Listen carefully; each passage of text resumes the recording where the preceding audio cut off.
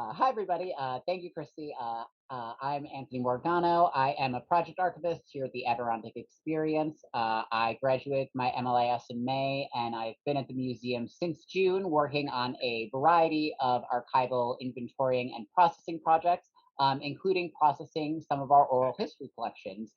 So in honor of hunting season, which is in full swing, and very important part of the Adirondack culture, today, we are going to talk about hunting from two of our oral history collections, living traditions in the Adirondacks and hunting traditions in the Adirondacks. Because these are oral history collections, I thought the best way for us to really get a sense of the collections was to listen to clips. Oral histories are really all about experiences of events and history told by people in their own words. And so I thought by hearing their own words, we're really going to get the best sense for what this collection is and how we can use it. So a little bit about why these collections are unique or special. All has to do with context. As you can see here, we have an incredible variety of materials in addition to the interviews themselves. So we have internal project documentation, everything from memos and meeting minutes from the museum to grant applications to release forms. We have reports that were written by the folklorist who conducted the oral history interviews, sort of interpreting what he sees. These are a really great way to get a kind of a summary of the collections. We, of course, have the interviews themselves. Each collection has almost 300 slides of photographs that the folklorist took to document his oral history interviews. We have really extensive tape and photo logs. And then for the Living Traditions collection, we have a collection of ephemera that he gathered from his interview subjects. And for the Hunting Traditions collection, because there were some folks who, at the last minute, as happens with oral histories, declined to be interviewed, we have some really extensive, I think it's over 100 pages of field notes from those interviews, so that we're still able to incorporate them into our knowledge of hunting traditions in the Adirondacks. The reason why we have all of these amazing materials is thanks to this man, Tom Carroll. Tom Carroll is a folklorist who I just wanted to spend a brief moment of time talking about. He says in his reports that he sees fieldwork as an engaged social and political practice. The purpose of an ethnographer being to witness and listen, to document and discuss, to make space in the world for the multiplicity of cultural practices and identities. He got to start doing oral histories in the late 70s, interviewing labor leaders who had organized workers in various labor sectors. He was the editor of the New Jersey Folklore Society before later becoming its president and pursuing a PhD in folklore and folklife at Penn, from which he graduated in 1992. After that, he spent the next 20 years as a contracted field worker, working with states arts commissions, historical societies, and museums, including the Adirondack Experience Museum and government agencies, often being brought in to document some aspect of their community, usually related to questions of social change, social transformation, and disruption. And then I really liked his quote here about how he creates his reports, which he describes as meta narratives built on individual interactions within communities, culminating in a comprehensive picture of what the community was like, knitting together into a larger narrative the individual narratives, teasing out what I felt were the contradictions within a given community, and revealing that these were not contradictions, but just a larger truth.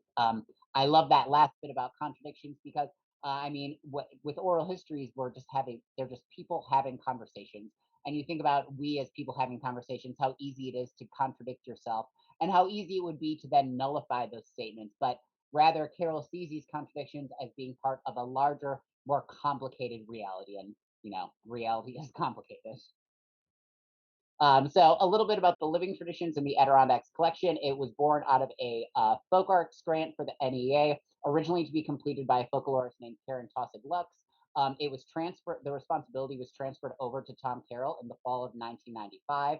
In the first phase of the project, he reviewed the original notes, conducted some additional research, and went out into the communities of the Adirondacks for his preliminary fieldwork.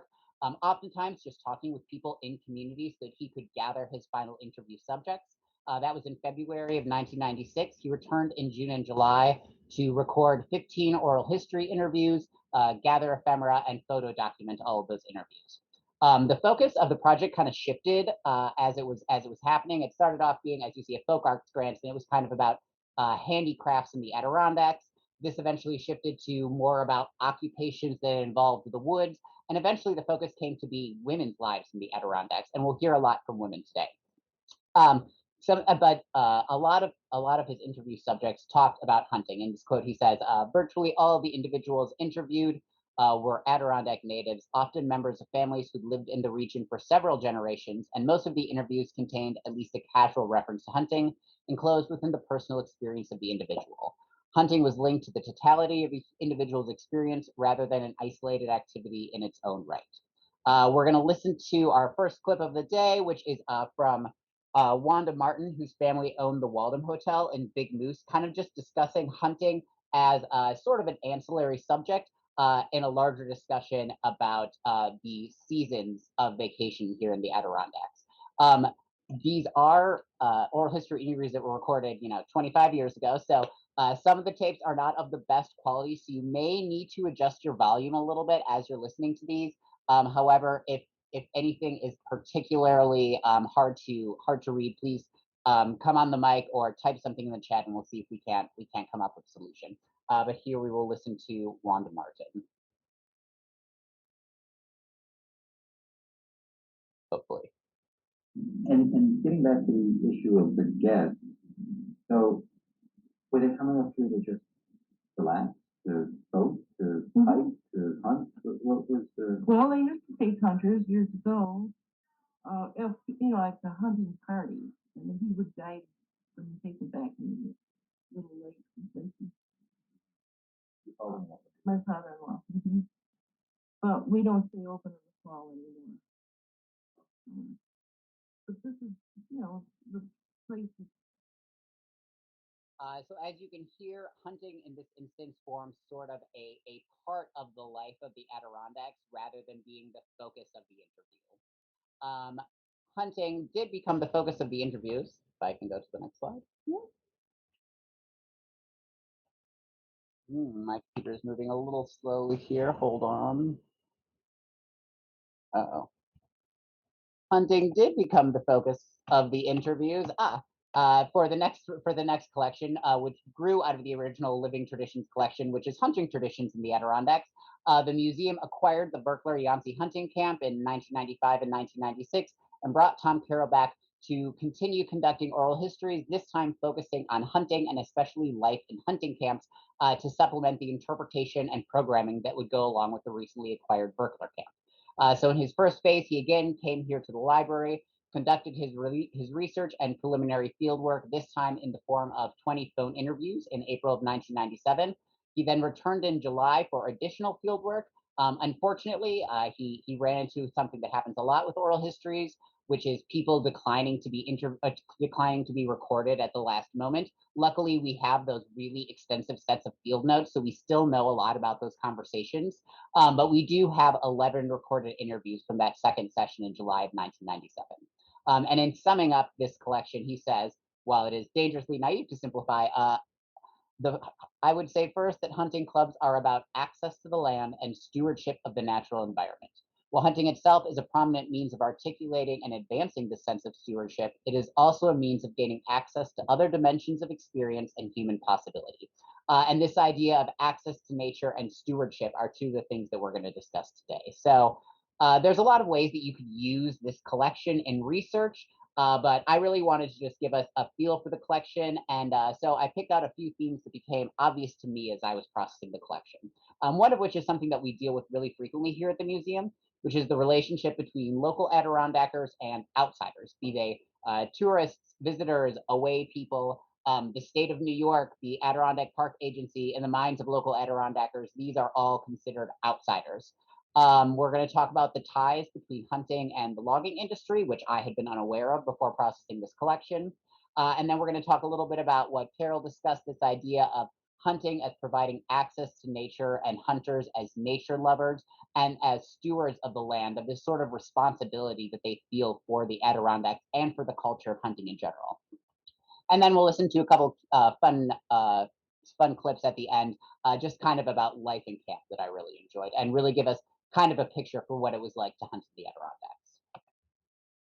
All right, So, in this first clip, where we are exploring this idea of the tension between locals and outsiders, we're going to hear Gil Adams of Krogan, New York, discuss an issue of posting. So, posting is the practice of marking your land marking the borders of your land, and this is something that kind of came into play as more land was sold to the state of New York, as logging companies took over and had private tracts of land on which they didn't want people hunting. And it's something that the Adirondackers see as opposed to their way of life, as well as to the ways of nature. In fact, their land, they have 590 acres, I think. And their land just, they don't post on our side.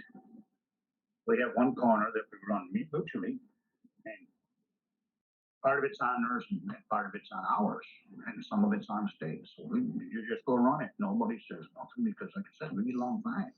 Right. We don't feud like some places, and there's posters, you cannot step across the line, and some places land is holier than thou. Well, like the deer, I have never seen a deer that have land on it. They don't read posters except to go on posted land if you're found. Then I think they read them.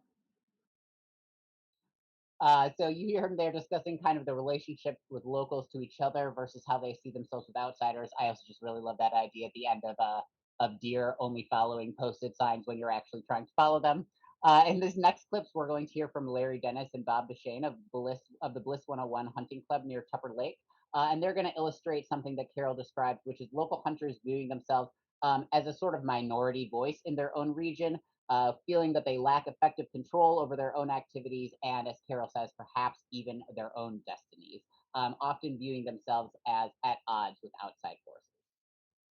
One of the things that has always bothered me, and I think it's one of the criticisms I have, one of the biggest differences between the local population, the Adirondack natives, and the environmental community is, and taking it a step further, the hunters and the people that are gun owners and the gun owners' rights activists, is for the most part, we see a little bit more of an extreme on the other end than on our end. We, as a group, have never gone out and tried to make everyone turn into hunters.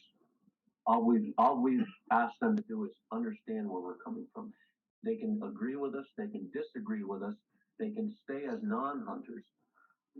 The environmental community in one instance, and then taking a step of the anti-gun movement in another, they don't want it any way except their way. They figure because they don't believe in guns, they don't believe in hunting, no one should. And that's where the extremism comes into play. And that's where I find anyone that is middle of the road should see that. And I think that's going to be part of our saving grace over the long haul, because they see us not as someone that's trying to beat our philosophies into everyone else. All we're asking them to do is accept us for what we are and try and understand where we're coming from by asking us questions. Don't judge us by what the antis are saying. The antis don't take that approach. They believe that there shouldn't be a gun out there. There shouldn't be anyone allowed to ever shoot an animal. The animal rights people, and they want everyone to believe what they believe.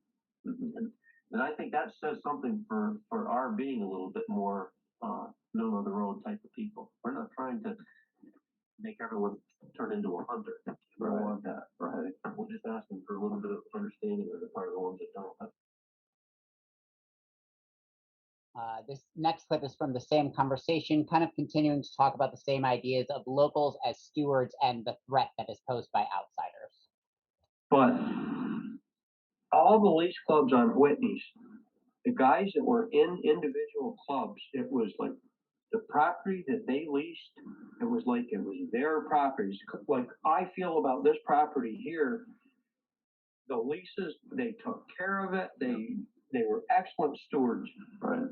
Whereas the public, it only takes one bad apple. One bad apple can go in there and do more damage in a short amount of time than a handful of perks will. Some of Carroll's interviews also revealed that there was once a different relationship between locals and outsiders, especially when it came to hunting. In the past, people who were coming to the Adirondacks for hunting would often be boarded by locals who opened up their homes for extensive periods of time to guide people and walk them into the hunting grounds. This tradition of walking into the hunting grounds together and extended stays in nature were eventually replaced by driving in with the advent of roads that were brought in by logging companies, which we're going to hear a little bit more about later. But what this really meant is that people could drive in, hunt for a few hours, and leave without ever really having to talk to a local and without really benefiting from that specialized knowledge that locals had about the region. And this really changed the relationship between locals and outsiders when it came to hunting. In this next clip, we're going to hear from Hilda Berkler. This is actually from the original Living Traditions Project, and she's going to discuss her family hunting camp. Then the IP made the road, started logging up in there in 1960, and then, or thereabouts, a little before that. And then there, lots of people went out. You could drive. They made a road to drive in and right off. And then we built our camp and a lot of other people. But you still respected the people that walked in for that. Now, I asked you that though, when the outsiders are coming in and driving, did that kind of dynamic between the people from outside and the people from inside begin to change? Well, they were always welcome, but it was an altogether different feeling. Altogether different feeling. And why? I mean, to ask the obvious question. Well, I say if you walk 9 miles to a camp, you know how you got there. Now you just drive in and for a day and 10 o'clock at night you decide to go out for a beer, you go out for a beer. Well, you didn't do that. You walked. And so it changed for the people from local people as well as the whole atmosphere changed. Mm-hmm. Is there a connection between, that change of atmosphere and what we were talking about before, some of the local people who don't respect property and don't. Well, that came more when the Hondas and the snow machines came. Then they were running all over everywhere, and people were coming up to camp and wondering where they were. Right. I see. So you'd be at camp and the stranger would appear who Right. lost in the woods, Mm-hmm. but with a machine. Yeah, with a machine. Oh, sure. So the machine got them beyond the limits of their own knowledge. Yes. And intruded on yours in some way. Well, they didn't know where they were and they didn't appreciate it. Mm-hmm.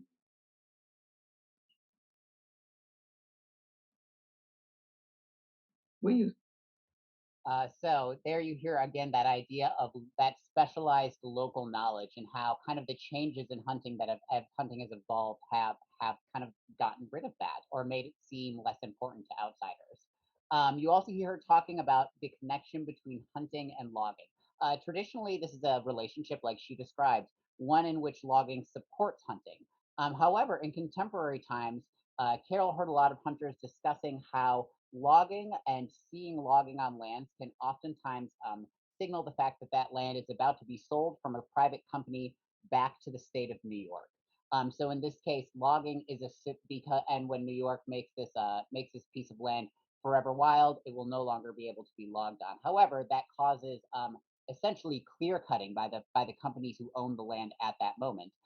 And because of that, the hunters often blame this sort of clear cutting on the state of New York. So we're going to hear again from the two men from the Bliss 101 Hunting Club, kind of discussing this idea. Gosh, but see, the timber company or Hancock originally set the conservation easement up so that they retained timber rights in perpetuity.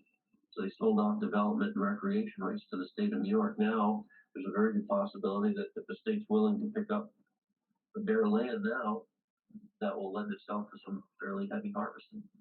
So they're harvesting it pretty heavy. They had a very good that's what they're management plan before, but it's like right to the wayside. I see. Just to get the timber off and Right. and the revenues prior to this conversion. Yeah, whatever they decide to do. So, so to me, the handwriting's on the wall and the way they're harvesting it, they're just gonna. Yeah, they're gonna. It's gonna be for sale. You can tell when you see that heavy activity. The same thing's happening on the piece that I managed for 20 years on that long contract. That was sold last November to a group from Birmingham, Alabama, an investment company. And they have started very aggressively. All right. So in general, however, paper companies and logging have historically provided access to the wilderness. One of the ways that they did this was, as we heard in Berkler's discussion, laying tote roads. They also permitted the construction of primitive shelters like the ones we saw before for hunters to use, and they generally allowed company employees and local residents to hunt game on their properties. In this next clip, we're going to hear a brief history of what hunting was like before these logging roads came in, and how the creation of roads by logging companies really changed the culture of hunting in the Adirondacks. I mean, that's the old days. We did that. That was the first transition that we experienced, was the transition from the remote cabin accessible only by phone, while all of a sudden areas that we had to just walk and use a deer carrier to get a deer out, or use a guideboat to get in or to get out. All of a sudden, that transition from a true wilderness area into an area of roads, to where and that was a tough transition for us. We thought it was going to be great, and at times when we had those rough waters to come up on, we were glad we were able to drive to camp. But it lost a little of its romanticism when the roads were in, versus the remoteness before, because it was, and we were really in God's country before the roads were put in. Can you imagine being out there when there's waves 2 feet high with this load? Right. And we did it. We did it a lot. Yes. So now, this was, when you say the transition, you hadn't changed location. I mean, No. your camp was still on the camp was still pond. in the It's same just that place. they were putting roads in. For timber harvesting. I see. And all of a sudden, inaccessible land became accessible, and then the people that before weren't as dedicated to the type of hunting as we were, and so would never go into those areas because it was a tough hunt in and a tough drag out. All of a sudden, we were inundated by the people that could access it by pickup truck, or possibly even close to a road. All the roads weren't there before. See, this was the access right here. Traditionally, we also hear hunters talking about hunting and logging going together. One of the ways this happens is that logging actually helps to boost the deer herd. By cutting down trees and having tops with buds fall to the ground, they provided food for the deer. By clearing the canopy and allowing more sunlight into the forest, they stimulated more new growth. In this next clip, we're going to hear former logger Ed Carpenter, who was actually interviewed for the first collection about living traditions in the Adirondacks, and his handiwork as a carpenter. But we're going to hear from his perspective as an ex-logger, kind of about this relationship between logging and deer, and we're also going to get kind of a sense of that love and familiarity with nature that we're going to start exploring in the next section. Deer don't do it. Deer, well, no animals are really. They're wary of you. Once you're there for a while, deer especially, they're very nosy. They'll come and see what the hell's going on. What the heck is this guy doing? They're not, people would have you believe that you're driving every deer in the world off when you're doing that. Actually, you're feeding the deer. The deer are eating the tops that you're cutting down. Where you make a hole, underbrush comes up and it gives them feed. In a virgin forest, the deer will starve to death. There's nothing on the forest floor for them to eat. They might go in and bed down there, but they can't make a living there. They eat new growth. And by lumbering, you're promoting new growth. We worked in Harrisburg, and that's where the deer came out from under the tree. And the deer would actually come out. We would see them for a while. Come fawning time, they'd be gone. They'd be gone for a couple of weeks. So after they fawn, they would come back out and actually show off their fawns along the woods road where the guys were skidding, and actually we had been there long enough. They knew that we weren't a trap. they knew that they were getting food from what we were doing. And this was kind of, look, I got a new kid, you know, it's about what it, you know, it seemed to amount to that. They weren't scared. A deer, if it's going someplace where it's threatened, will lay its fawn down. Tell the fawn to stay there, however they tell it, you know. If the fawn will stay there, you'll see the deer, but you won't see the fawn. They would actually come out and bring the fawns, and they were only days old, maybe sometimes only hours old. All right, you may come on that once in your lifetime in the woods, being, you know, just being naturalist walking through the woods. You might see it once in your lifetime, you know, maybe more often than that, but you know, it'd be likely to be very few times. We saw this. It was 15 or 20 deer, and here they are, you know, at various points on the job, showing us off their fawns, you know, and then one deer lost its fawn. So if you were listening there, you may have heard Ed Carpenter refer to hunters as naturalists. In his report, Tom Carroll says, I don't think that the conflation of hunting with being a naturalist, to use Ed Carpenter's term, is insignificant. Hunting functions as a prosthesis of sorts, whether animals are defined as prey within the resulting activity or not. Hunting is a means of gaining access to the woods, of touching or coming into contact with that which would otherwise be distant and inaccessible. In this first clip, kind of exploring that love and stewardship and access to nature afforded by hunting, we'll hear another former logger, Avila Roberts, and his wife, Dorothy, echo Ed Carpenter's statements about the relationships between deer and logging, and going on really to talk about their love of deer and appreciation of them as animals as well as of hunting. Right. Wherever he was cutting, the deer come out and eat all the time. Mm-hmm. And so they came right around when you were cutting. Yeah, he was telling the truth. That's it. When you work in the wood, you're always cutting some fresh trees down, and the buds, they like the buds, you know. Right. That. You don't bother the deer when it ain't hunting season. You know, you like to see them instead of shooting them. They're beautiful animals. Too. Yeah, right. And I think about the same as him. If there's a deer up there, where is he? Where the hell is it see him? You know? And I live in between the whole bunch of them. Yeah, right. So Even we like to see him. I don't know. Mm-hmm. It's just a natural. Yeah, I guess so. He responds then. Yeah. Mm-hmm.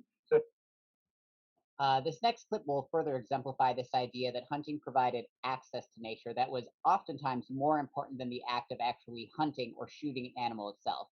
In fact, in the interviews, oftentimes hunters refer to hunting as any activity that has them out in the woods tracking an animal, including using a camera rather than a gun. So in this clip, we're going to be hearing from Evelyn Thompson, who grew up in Blue Mountain Lake. Actually, she grew up in a cottage that is now owned by the museum here. And she learned to shoot from her father, who was a prodigious trapper in the era. No, they were not. I used to hunt.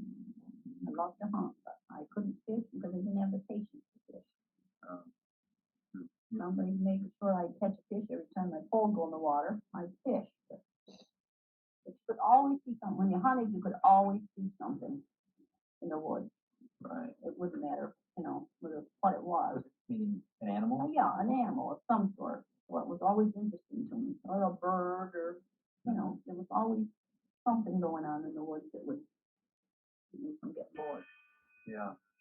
But I never killed anything, but I used to wander in the woods and hunt a lot. Oh, you did, yeah. But you didn't shoot. No. Did you have a gun with you? Oh yeah. Just in case I might want to, Yeah. Yeah, right. But I never did. Why? Because I don't know. you knew how to shoot, though. Oh yeah. We were all taught. This next set of 3 clips come from Mike Savage of the Lead Pond Hunting Club near Tupper Lake, and again, discussing his love of nature and sort of how he sees this hunting life as inextricable from life in the Adirondacks. Somehow the deer are ours. Yeah. And I'd never heard that said so directly before, but you're saying the same thing. Yeah, Billy, that's everybody around here feels the same way. I mean, we love to kill deer, nice bucks and things, but we also just like to look at them, We don't have to always be killing to enjoy them. Right. But that's a big part of it. It's hunting them.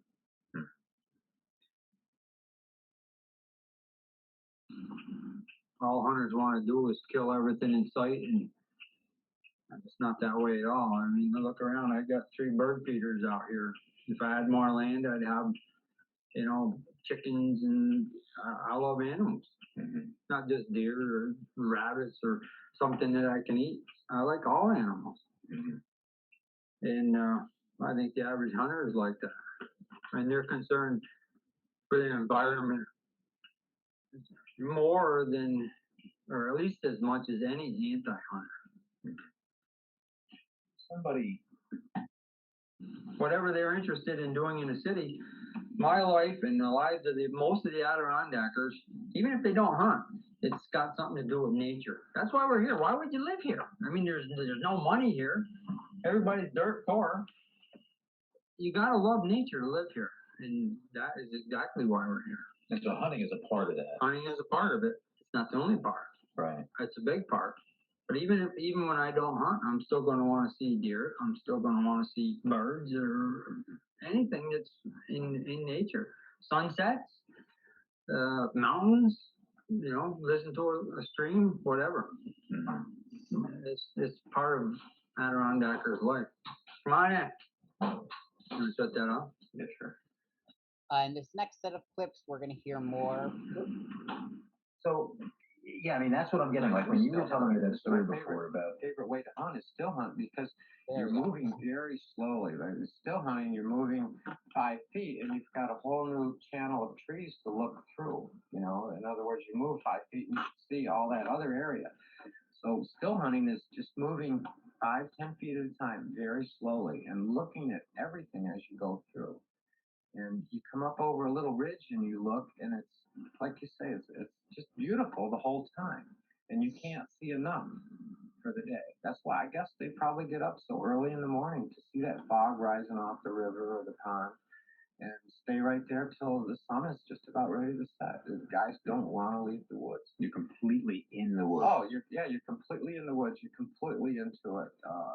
There's some guys that'll, that are really into it, that'll go into the woods with basically nothing but a jackknife and some matches. They'll eat the wild turnips and the wild carrots and cucumbers and, the small game season, they'll be eating rabbits and everything else, and they'll do fine.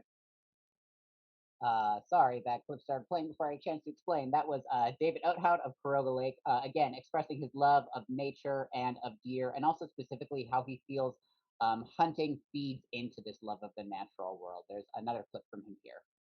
Guys out there that'll see a big buck or see a big bear, and it's not what they have in mind right now. They don't want to kill it that day, so they let it go. They just say to themselves, "Bang." The deer will look at them, and the deer, if there's that thing there that the deer says, "Oh man, that could have been had," and the guy says, "Well, I could have had it." There's a lot of hunters that will fill their tag early in the year and still go out hunting with a camera, and they'll take pictures of deer. You go into any hunter's home and you'll see lots of pictures of nature. It's not just deer, but you'll have the woods. You'll have maybe a beautiful cabin with a water wheel there, or a beautiful sunset. It seems like people that like to spend that time outside, like all the ducks in flight, but to see that in person, to see a loon on a misty pond in the morning, and to see a doe walking with her fawns, or just listening to them, just looking down from a tree stand, looking down on nature, watching it happen. And I think that's why most guys hunt. They don't. Guys go out there. If the only reason you went out there was to just kill something, it would get boring real quick, because there's only that split second to kill, and that's the worst time for me. When I let go of that arrow. I really fell in love with the poetic way that the hunters talk about their experiences with nature. So just one more clip to that effect. This one is coming from Pete Fraser of the Eastbrook Hunting Club in St. Regis Falls. Bobcats, the cats, all different types of wild game. If you're sitting in the woods on watch, you might have chickens come around. Sometimes I used to carry a few crackers in my pocket and sit on my foot and eat. Those guys chicken most of the can, they'll come right in your lap. So I mean, if you don't see a deer any given day, it's still nice just to be out in the woods. I'd like to see the change of leaves, all different kinds of little animals,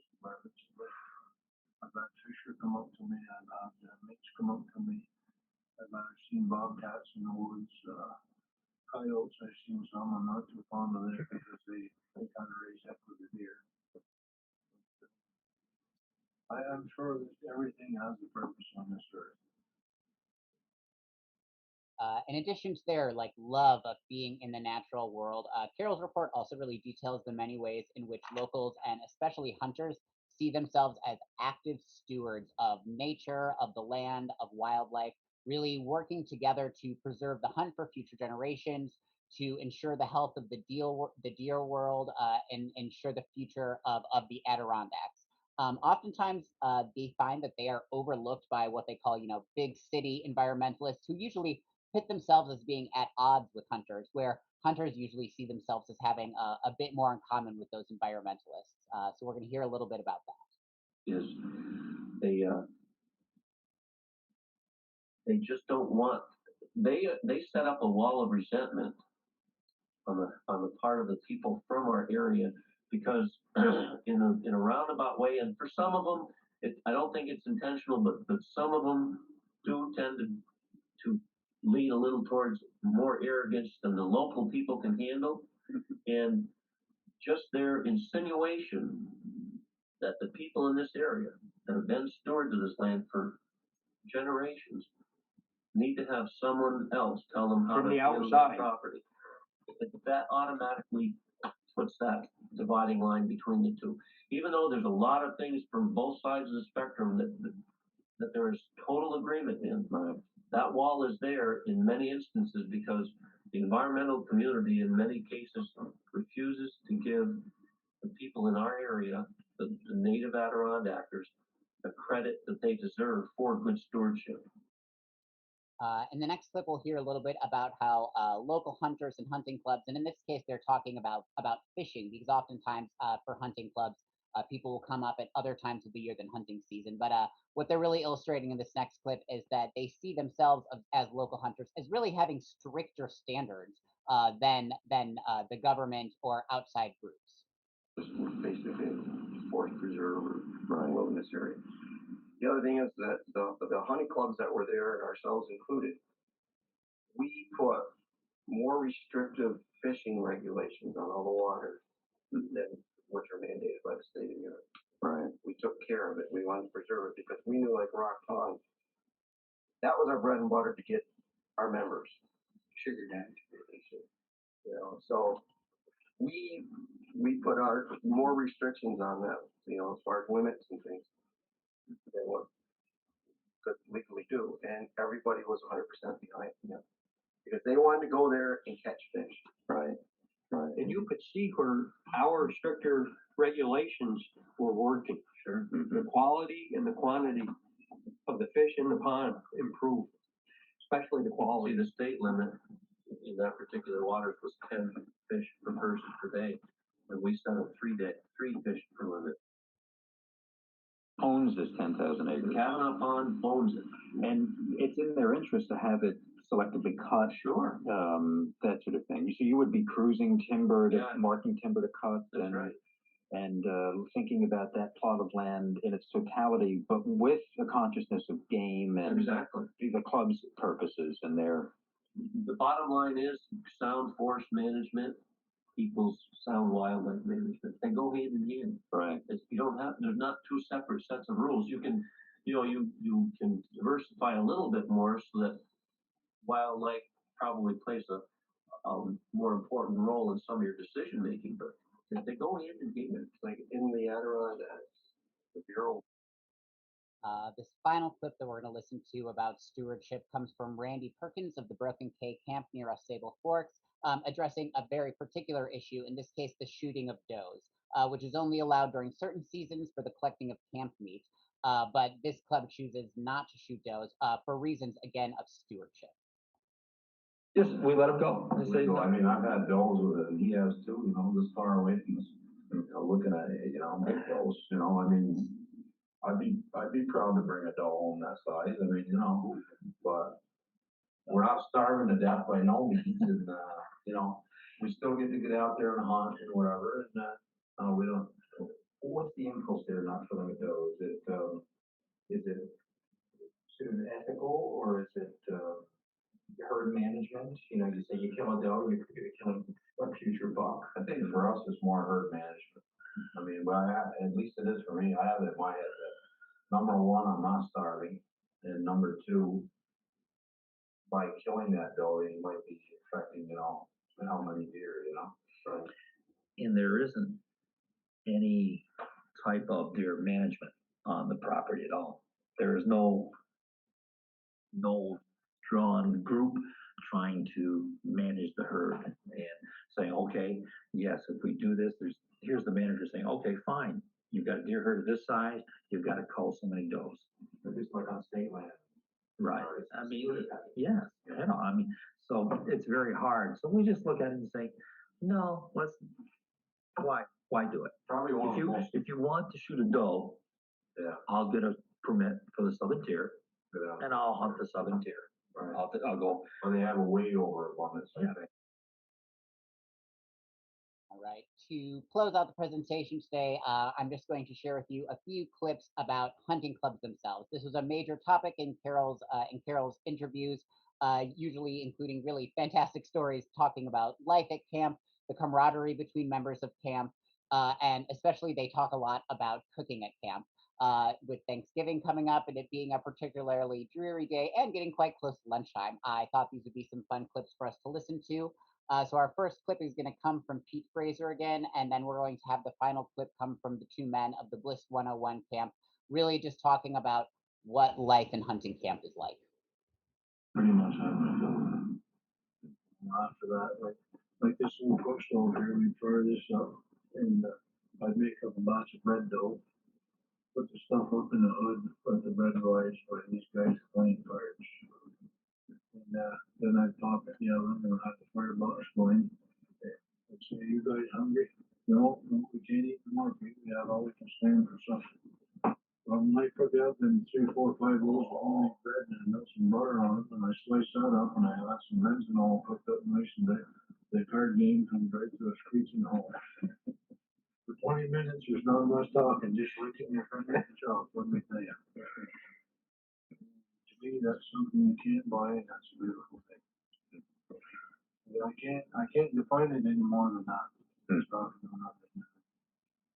And That camp and sharing all your. Oh, that's stories. a big part of it. I mean, just getting back to camp and hearing everybody's story of the day, what they saw or what happened, and that's usually when we're sitting around. We get back to camp. First thing you do is you get out of your hunting clothes, and sometimes you jump. Even in our little camps on Whitney's, we had a really crude showers rigged up, but we had showers, a whole wash tub with a shower curtain over in the corner, and the plastic 5-gallon collapsible jug, and you take a shower and get cleaned up good and changed, and well, that's usually about the time that the martinis came out for Ray and me, and a couple of the other guys like to have a Manhattan or two, and We all have our different camp. then we have a few snacks, and then guys would start grabbing vegetable peelers and start peeling potatoes and slicing onions and like that. And if you didn't feel like helping cook, you did the dishes. You did the dishes, but that's another thing with our group. Everybody, you didn't ever, very, very seldom have to get on somebody's case about, well, you could do this or do that on your way. Everybody's, that's another reason I think why we've all gotten along so well together. And